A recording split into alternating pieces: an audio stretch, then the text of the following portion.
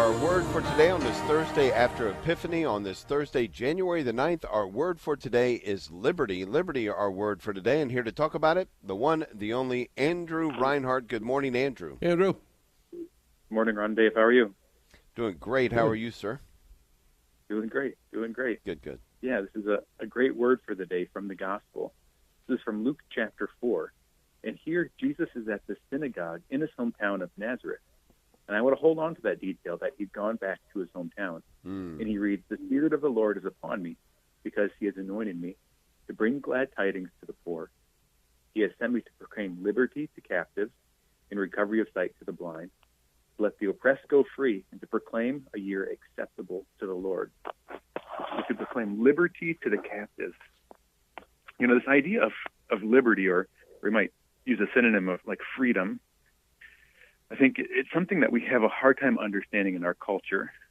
And part of it is because we have such a kind of a dense and rich understanding of liberty in our society, in the United States. You know, specifically, life, liberty, the pursuit of happiness, the idea that we are a free people, that we are, some people think our government shouldn't impede our freedom, or as little as possible should our freedom be impeded by the government.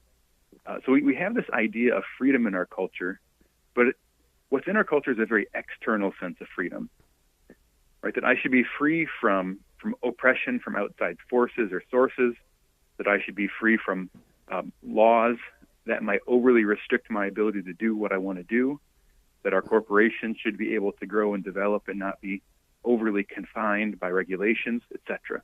Right? So this is the notion of liberty, of freedom that we often have in our society. And I think Jesus is referring to this sort of freedom, but I think he's also referring to something more, something deeper, to an internal sense of freedom, right? The freedom to do what you want to do, what you know is good for you. As people, we have a deeper kind of captivity. It's a captivity of our heart and a captivity of our mind. There's really two sources from this. One, of course, is sin, the fact that we've fallen short of our calling, lost God's grace the original grace, and as a result now experience this phenomenon called concupiscence. That's this kind of spiritual gravity that pulls us to lower and lower things, that calls us to sin. It essentially means if we put no effort into growing, into cooperating with God's grace, we're going to slowly be pulled further from God by this brokenness inside of us, this wound in our nature.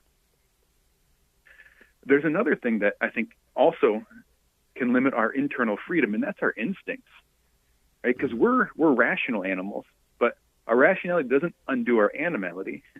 So we have instincts, just like every other animal. Instincts for survival, for procreation, for eating, etc. And oftentimes we have difficulty managing and struggling against these instincts. But as humans, we're called to something higher. We have a transcendent calling, a calling to the one, the good, the true, and the beautiful, a calling to be co-creators and stewards of the world along with God, and we're ultimately called to an eternal relationship with God in heaven. Right? So we have these instincts that are drawing us towards ends in a worldly sense, but because of our rational soul, we have an end that transcends this world. So this is a second source of enslavement that we can have. We can have an enslavement to our lower passions. And there's a bit of a terrible synergy sometimes between this concupiscence, this brokenness, this wound in our nature, and along with, of course, the temptation of the enemy, who is our slave master in sin, along with our instincts to lower things. Right? In this battle, this internal struggle against all of these impulses and attractions and desires, right? This is a deeper freedom that I think Jesus is talking about here. And it's interesting that Jesus enters into humanity to give us freedom by becoming human. And by Jesus becoming man, he makes man more like God. Right? So when Jesus proclaims this liberty, that it's fulfilled in their midst, he's proclaiming it because he knows as a result of what he's doing, he's paying the price and setting us free from the captivity to sin and the devil, and he's giving us the grace to transcend our instincts. So our word for the day is liberty. Beautiful. Wow. Fabulous. Thank you very much, Andrew. Lord bless you. Can't wait to be again with you next week. And just always enjoy how you open the word to us. Thank you, sir. God bless you. Have a blessed week.